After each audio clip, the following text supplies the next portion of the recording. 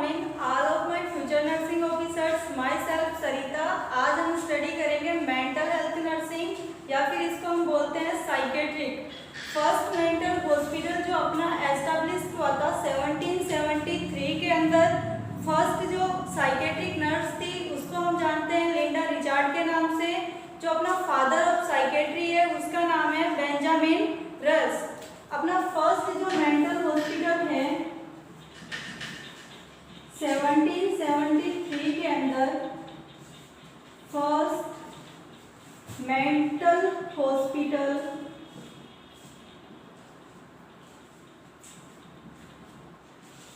Established हुआ था। Established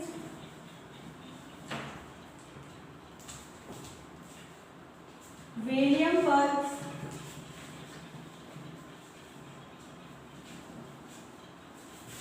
Virginia.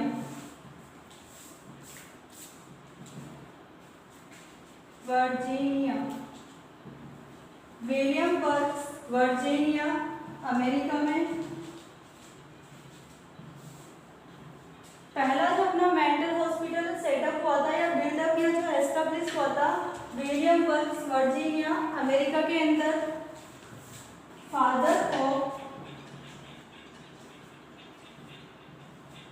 Father of psychiatry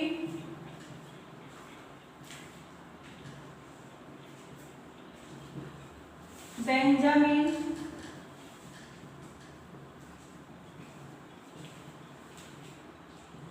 रस। फादर ऑफ साइकेट्री बेंजामिन रस को जानते हैं। First psychiatric nurse Linda Richard.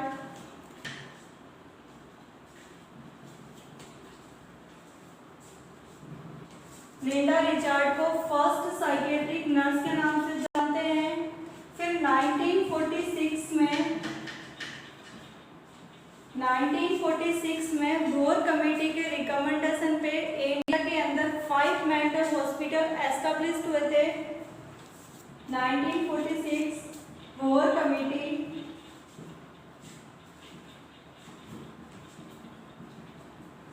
Recommendation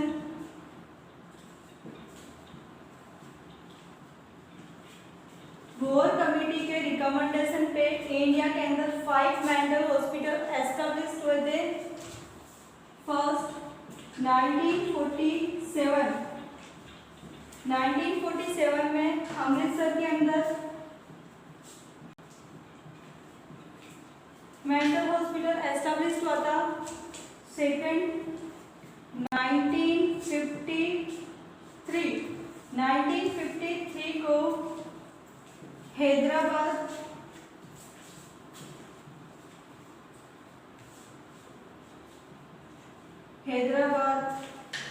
में मेंटल हॉस्पिटल एस्टेब्लिश हुआ था। 1958 को श्रीनगर में मेंटल हॉस्पिटल एस्टेब्लिश किया गया था। फोर्थ 1960 के अंदर जामनगर में मेंटल हॉस्पिटल एस्टेब्लिश हुआ था। फिर 1966 को दिल्ली के अंदर मेंटल हॉस्पिटल एस्टेब्लिश हुआ था। 1946 में बोर कमेटी के रिकमेंडेशन पे 1947 में अमृतसर के अंदर मेंटल हॉस्पिटल एस्टेब्लिश हुआ था। फिर 1953 में हैदराबाद के अंदर मेंटल हॉस्पिटल एस्टेब्लिश हुआ था। फिर श्रीनगर में 1958 को एस्टेब्लिश। इसी तरीके से 1960 में जामनगर एंड 1966 में दिल्ली के अंदर मेंटल हॉस्पिटल एस्टेब्लिश हुआ था। फिर उसके बाद में हम देखते हैं ईसीटी के बारे में।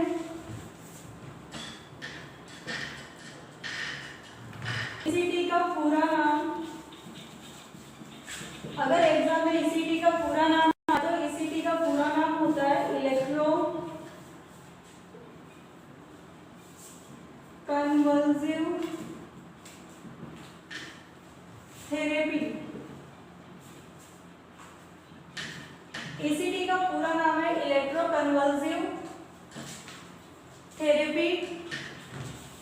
1938 को विनी एंड सर्लिटी ने ईसीटी को डिस्कवर्ड किया था। 1980 के अंदर ईसीटी यूनिक साइकेट्रिक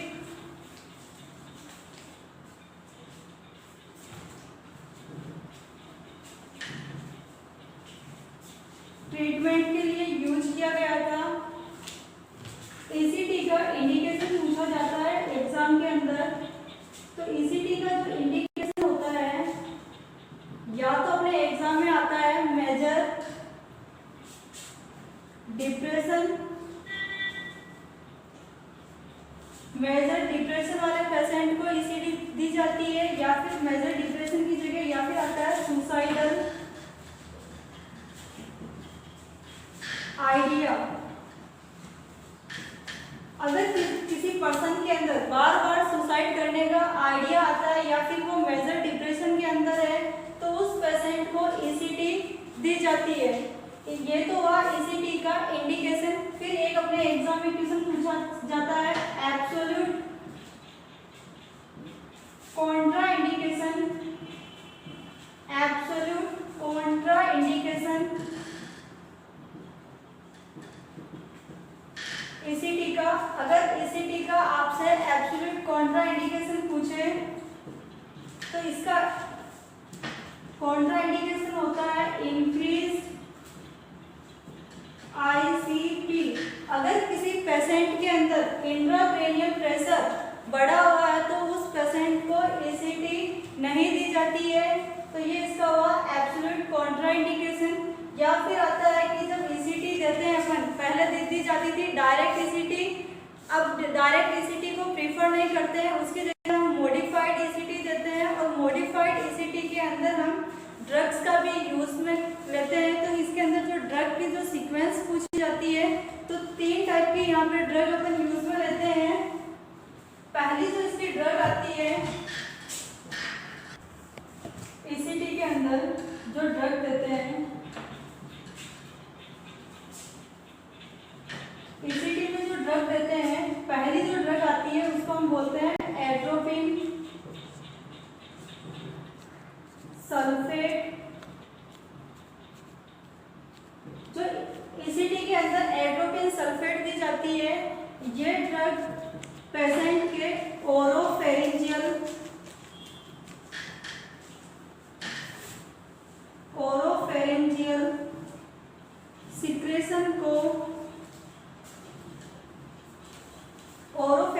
सिक्रेशन को मिनिमाइज करने का काम करती है।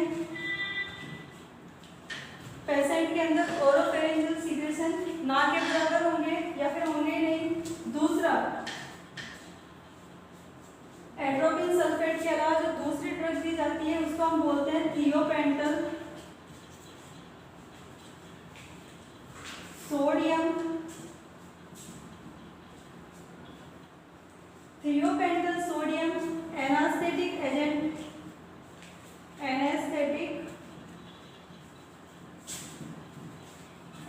है। एनेस्थेसिया प्रोवाइड करने के लिए थियोपेंटल सोडियम दी जाती है। Third, succinylcholine. Succinylcholine जो ड्रग है ये मसल रिलैक्सेंट का काम करती है।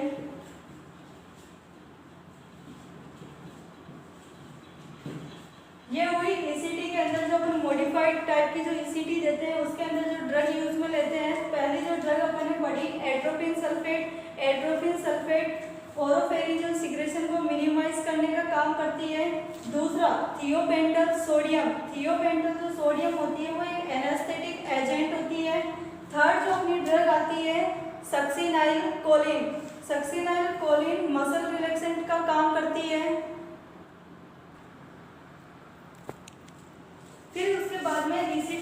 कॉम्प्लिकेशन, ईसीटी का जो कॉम्प्लिकेशन होता है रेयर होता है, लेकिन कॉम्प्लिकेशन होगा। अगर कॉम्प्लिकेशन के बारे में पूछे तो ईसीटी का कॉम्प्लिकेशन अमनेसिया,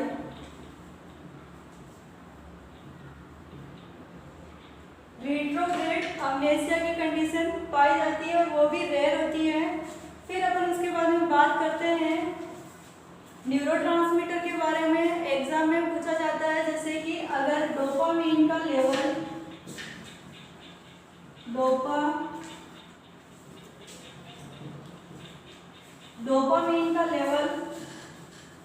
इंक्रीज होता है तो पेशेंट सिजोफ्रेनिया से सफर करता है।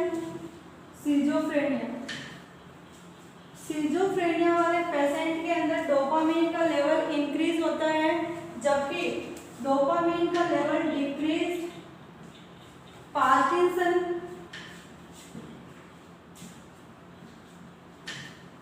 डिजीज वाले पेशेंट के अंदर डोपामीन का लेवल कम होता है। उसी तरीके से 5-HT या फिर जिसको हम बोलते हैं सीरोटोनिन, 5-HT या फिर सीरोटोनिन इंक्रीज लेवल इंडिकेट करता है कि वो पेशेंट मैनिया वाला है। मैनिया वाले पेशेंट के अंदर 5-HT या फिर जो सीरोटोनिन है उसका लेवल इंक्रीज होगा, जबकि डिक्रीज लेवल डिप्रेशन वाले पेशेंट के अंदर होगा। अगर सीरोटोनिन का लेवल कम है तो ये कंडीशन इंडिकेट करती है कि ये पेशेंट डिप्रेशन वाला है। डिप्रेशन वाले पेशेंट के अंदर सीरोटोनिन का लेवल कम होता है।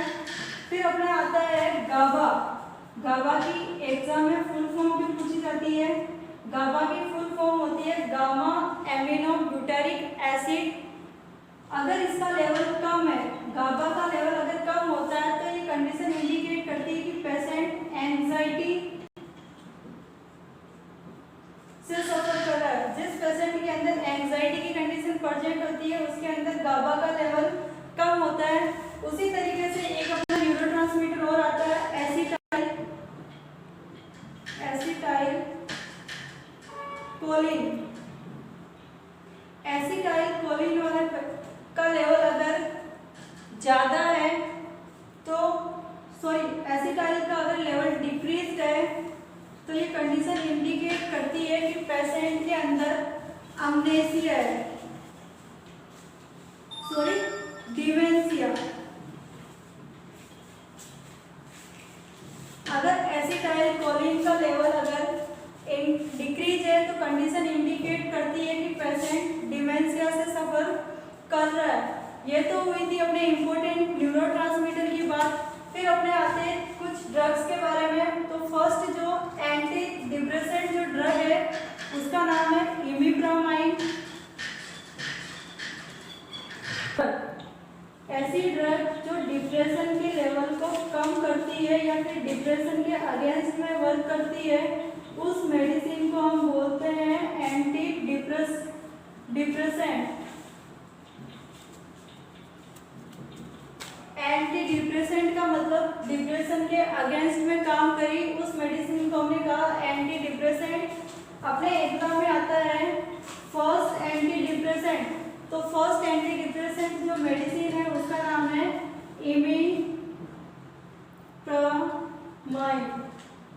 Imipramine first anti depressant drug है। इसको थॉमस कोन ने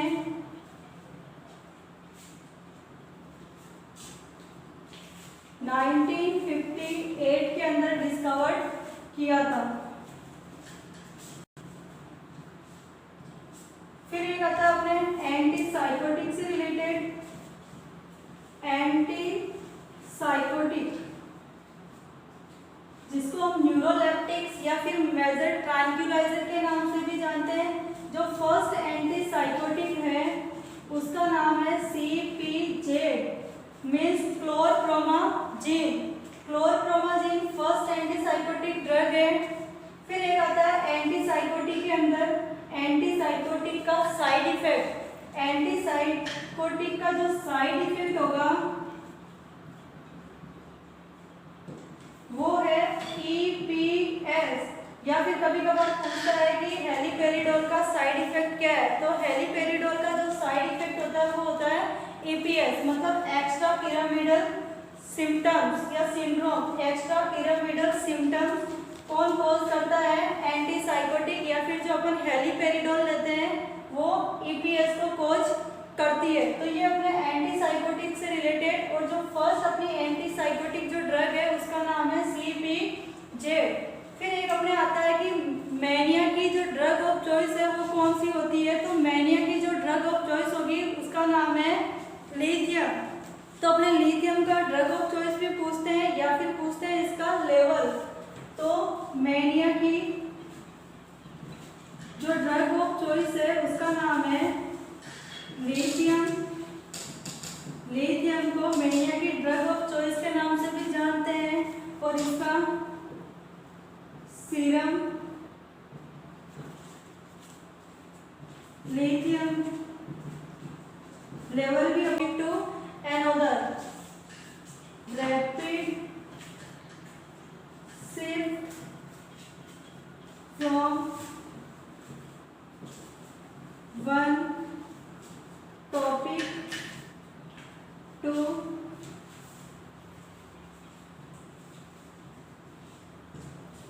another, rapid shift from one topic to another topic, ये मैनिया का कैरेक्टरिस्टिक्स है। इसके अंदर विचारों की उड़ान होगी, जो पेशेंट होगा वो एक टॉपिक से दूसरे टॉपिक से, फिर दूसरे टॉपिक से तीसरे टॉपिक में, या फिर बार बार अपना जो टॉपिक है उसको चेंज करेगा, उसे हम बोलते हैं फ्लाइट ऑफ आइडियाज।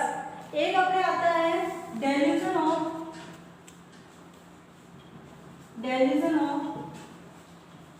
ग्रांडियोसिटी।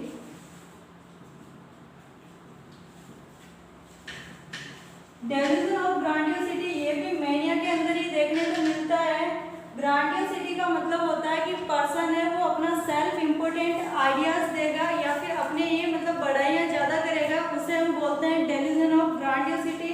डेल्यूजन का अगर मतलब देखा जाए तो डेल्यूजन का मतलब होता है फॉल्स फिक्स्ड बिलीफ, मतलब पर्सन के गलत अटल विश्वास, जो चाहे उसका एजुकेशनल लेवल हो, चाहे उसका सोशल बैकग्राउंड हो या फिर हायर क्लास सोसाइटी से बिलोंग करता हो, अगर उसके अंदर डेल्यूजन प्रेजेंट है तो वो चाहे कितने ही उसको रैशनल बता दो वो एक्सेप्ट नहीं करता है, तो उसे हम बोलते हैं delusion.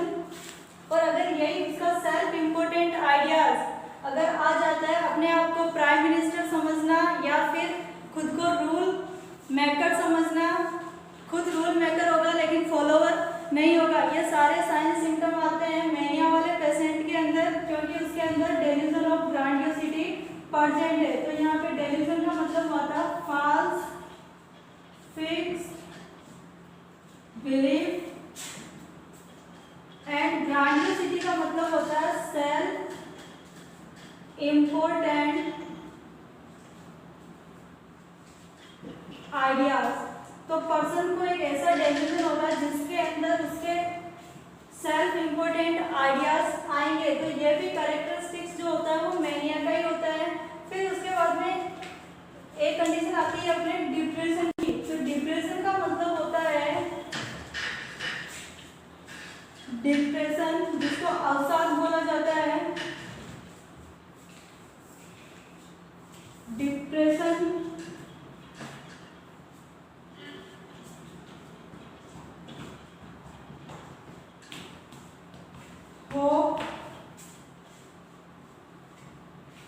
Hopelessness, helplessness and worthlessness. Depression का मतलब होता है पर्सन है या जो पेशेंट होगा खुद को होपलेसनेस, मतलब कोई उसको एक्सपेक्टेशन या फिर कोई भी आशा नहीं रहेगी, निराशावादी होना। हेल्पलेसनेस कि इस दुनिया के अंदर मेरा कोई भी सहायता करने वाला नहीं है। वर्थलेसनेस कि मेरा इस दुनिया के अंदर किसी भी प्रकार का कोई भी इम्पोर्टेंस नहीं है। अगर इस तरीके के आते हैं तो वो कंडीशन कहलाती है अपनी डिप्रेशन। तो डिप्रेशन वाले पेशेंट के अंदर होपलेसनेस, हेल्पलेसनेस एंड वर्थलेसनेस के कैरेक्टरिस्टिक्स प्रेजेंट रहेंगे। फिर अपने आता है डिप्रेशन के अलावा ग्रीफ। ग्रीफ का मतलब होता है एक ऐसी इमोशनल रिएक्शन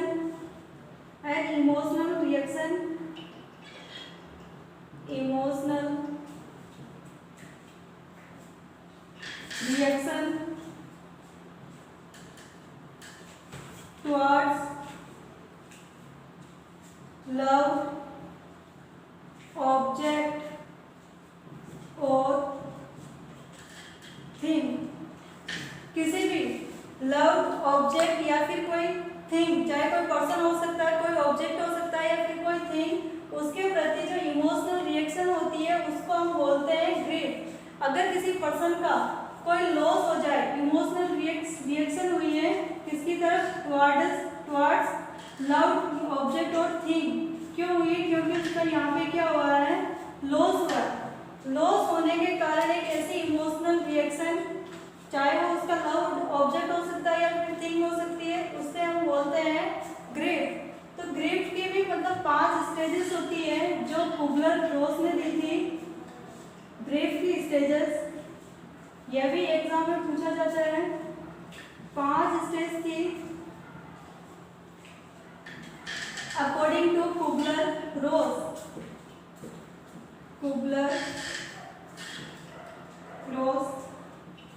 इन्होंने ग्रीफ की 5 स्टेजेस दी है जिसको हम डाबडा के नाम से भी जानते हैं, DABDA, डाबडा। डाबडा ग्रीफ की स्टेजेस होती है। पहली जो अपनी रिएक्शन होगी डी इंडिकेट करता है डिनायल। डिनायल का मतलब होता है मना करना। ए का मतलब होता है गुस्सा करना, मतलब एंगर। जो ग्रीफ की सेकंड स्टेज चलती है उसे हम बोलते हैं एंगर। थर्ड जो अपनी चलती है उसे हम बोलते हैं बी इंडिकेट करता है अपना बार्गेनिंग। फोर्थ होगा डिप्रेशन। एंड जो 5वीं अपनी चलती है उसे हम बोलते हैं एक्सेप्टेंस। कुबलर-रोस ने ग्रीफ की 5 स्टेजेस दी थी, उसे हम बोलते हैं डाबडा। डाबडा के अंदर डी इंडिकेट करता है डिनाइल को, ए इंडिकेट करता है एंगर को, बी इंडिकेट करता है बार्गेनिंग को, डी फिर इंडिकेट करेगा डिप्रेशन को एंड ए इंडिकेट करता है एक्सेप्टेंस। कि मतलब जैसे कि ग्रीफ की जो रिएक्शन चलेगी, पहले पर्सन डिनाइल करेगा एंड सबसे लास्ट के अंदर एक्सेप्टेंस। अगर वो एक्सेप्टेंस नहीं करता है और तो फिर उसकी जो कंडीशन आएगी वो डिप्रेशन में रह जाएगा। अगर कंटिन्यूअस अगर डिप्रेशन के अंदर है तो फिर उसके अंदर सुसाइडल आइडिएशन आने लग जाते हैं। तो ये अपना था ग्रीफ कि किसी का लॉस होने के कारण जो इमोशनल रिएक्शन होती है किसी लव ऑब्जेक्ट या फिर थिंग के बारे में, तो उसे हमने कहा ग्रीफ। फिर उसके बाद में अपने आता है echolalia and echopraxia. Echolalia and echopraxia.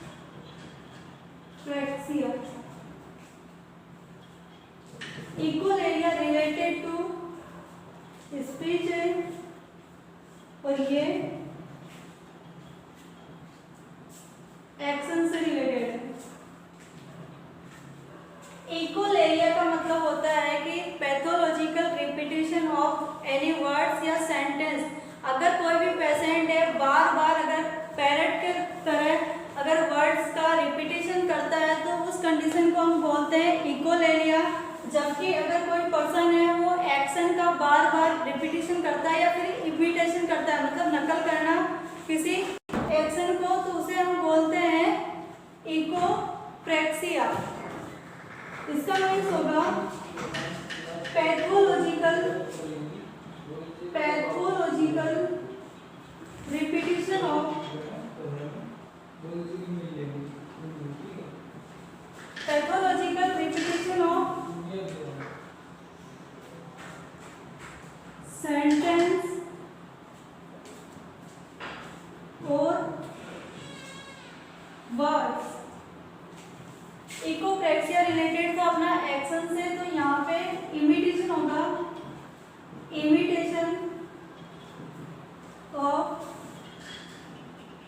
Action. अगर कोई पर्सन है बार बार उसकी नकल कर रहा है या फिर रिपीटिशन कर रहा है एक्शन की, तो उस कंडीशन को हम बोलते हैं इकोप्रेक्सिया। जबकि हम बार बार कोई सेंटेंस या कोई वर्ड बोलते हैं तो उस कंडीशन को हम बोलते हैं इकोलेलिया। फिर उसके बाद में अपना आता है एनोरेक्सिया नर्वोसा।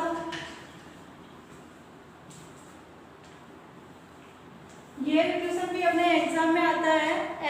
एनोरेक्सिया नर्वोसा का मतलब होता है refuse to eat due to fear of become obese. कोई भी जो लड़की है या फिर टीनेजर है 13 साल से लेकर 18 साल की उम्र में, वो अपने फिगर को मेंटेन रखने के लिए अगर खाना है वो मोटे होने के डर से अगर नहीं खाती है, तो उस कंडीशन को हम बोलते हैं एनोरेक्सिया नर्वोसा। ये एक ईटिंग डिसऑर्डर का टाइप है और मोस्टली फीमेल्स के अंदर प्रेजेंट रहता है। एनोरेक्सिया नर्वोसा का मतलब होता है रिफ्यूज टू ईट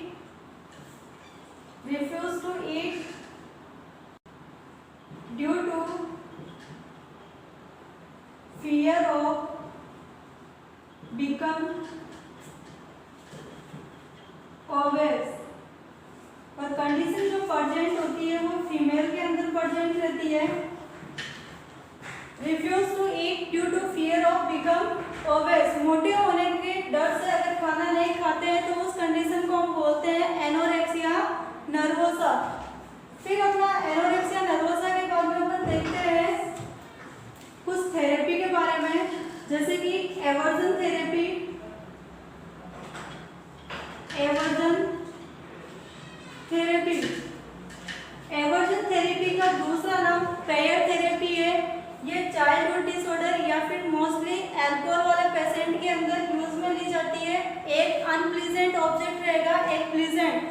अगर पर्सन को अल्कोहल पीना अच्छा लगता है तो उसके साथ में अगर उसको ड्रग दी जाती है,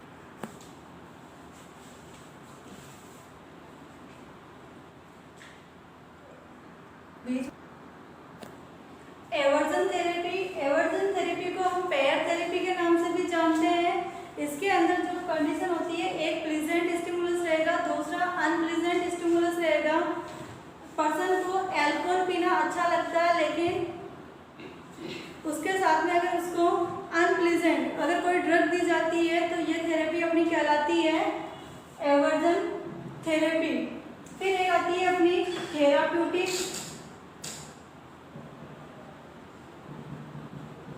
कम्युनिटी। थेराप्यूटिक कम्युनिटी या फिर इसको हम बोलते हैं मिलियू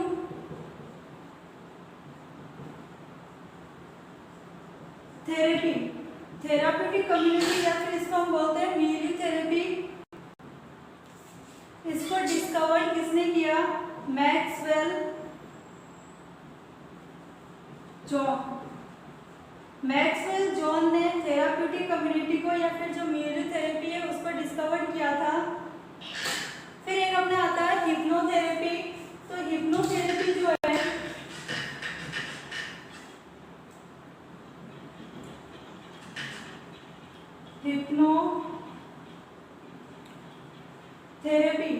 हिप्नोथेरेपी को डिस्क्राइब किया था या फिर डिस्कवर्ड किया था जेम्स ब्रेड ने। जेम्स ब्रेड ने हिप्नोथेरेपी को डिस्कवर किया था।